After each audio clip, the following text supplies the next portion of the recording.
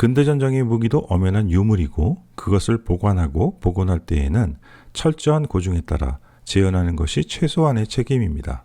그걸 등한시하는 것은 직무유기죠.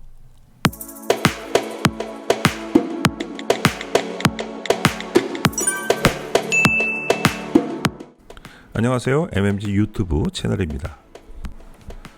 비가 촉촉히 내리는 날 다시 전쟁기념관을 찾았습니다. 오늘 제가 방문한 이유는 한국전 70주년으로 전시장을 새로 정비했다고 해서 얼마나 잘 조성되었는지 궁금했기 때문인데요.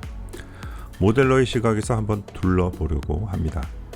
그간 전쟁기념관의 전시 수준에 발전이 있었는지 또 새로운 전시물이 등장했는지 한번 살펴보겠습니다. 입구에서 오른쪽으로 돌아가면 테마 전시장이 보이는데 천장에 매달은 F-86과 미그-15 전투기로 금방 찾을 수가 있습니다. 천장에는 오른쪽에 F-81 전투기와 T-6 텍산 연습기가 매달려 있고요. 왼쪽에는 야크-18 연습기와 미그-15가 매달려 있습니다. 전투기와 연습기로 이렇게 균형을 맞추려고 한 것 같습니다. 다 옛날부터 전쟁기념관에 전시되어 있던 전시물들이죠.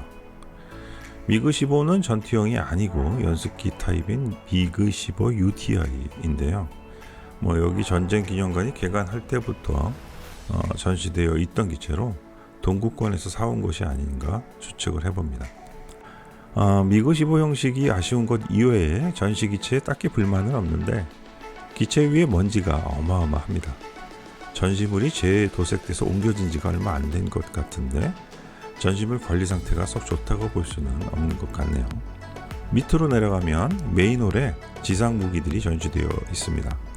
중앙 무대에 한국전의 지상전 주인공이라고 할 수 있는 M4A3 EA 셔먼 EJ과 T-34 85형이 나란히 전시되어 있어요. 모델러라면 벌써 할 말이 생긴 것 같은데 그 이야기는 조금 이따가 하겠습니다. 전시장 오른쪽부터 살펴보겠습니다. 오른쪽 초입에는 국군이 51년부터 도입한 551A 버드독이 있습니다. 기체 상태는 매우 좋아 보이네요. 여기서부터 이 오묘한 색상과 마주치게 되는데 이 전시장 내 모든 유엔군 장비가 이 색으로 칠해져 있습니다. 551A를 지나서 오른쪽으로 가면 M36 잭슨 대전차 자주포가 있습니다.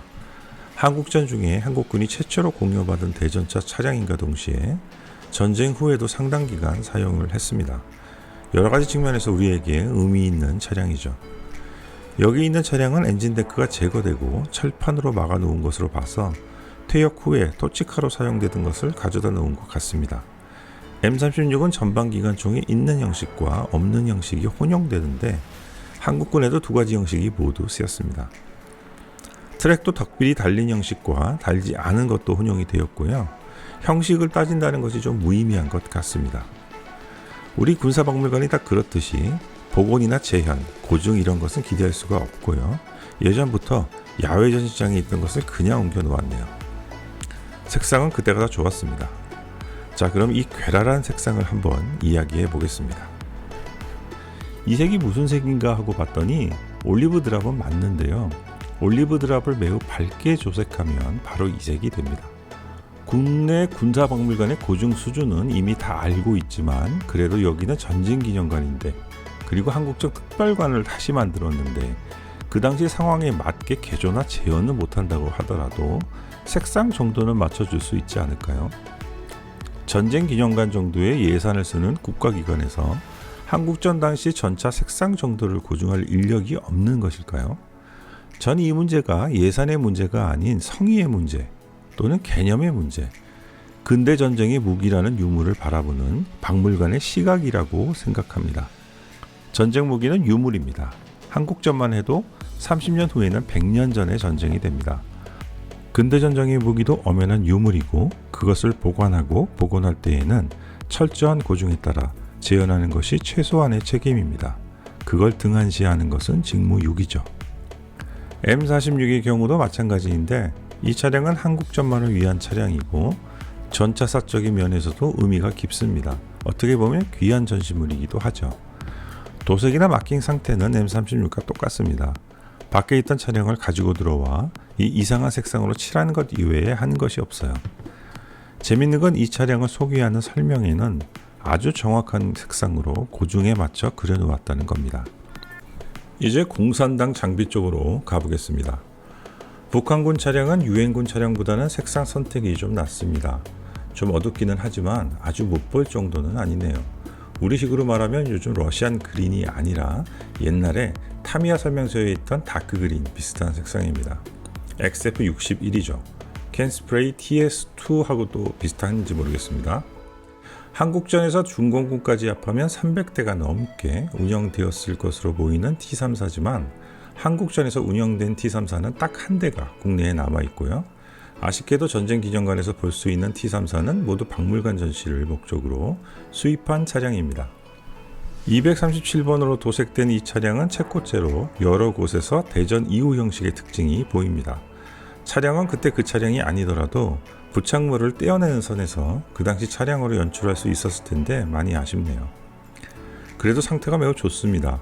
그라인더로 갈아버려서 주조질감 같은 것이 많이 손상되었지만 그래도 이 정도면 상태가 아주 좋다고 볼 수 있습니다.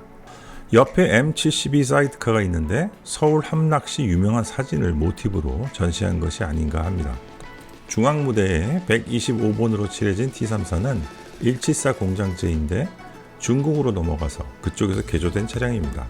이 차량 역시 상태는 매우 좋아 보입니다. T-34 뒤편에 보면 SU-100 한 대가 있습니다. 북한이 한국전에 SU-100을 보유했는지는 불분명합니다. 아마 보유했다면 개전 초기보다는 일사 후퇴 이후일 가능성이 높습니다. 중공군이 이 대전차 자주포를 소량 투입했다는 기록은 있는데 사진 자료로 확인된 것은 없는 것 같습니다. 주로 고지전에 활용되었다고 하죠. 여기 전시된 차량은 한국전에서 노획된 차량이 아니고 동구권에서 구입한 차량입니다. 전형적인 대전 이후 형식의 차량 상태는 매우 좋아 보입니다. 사실 이 자리에 있어야 할 차량은 SU-100이 아니고 SU-76M이죠.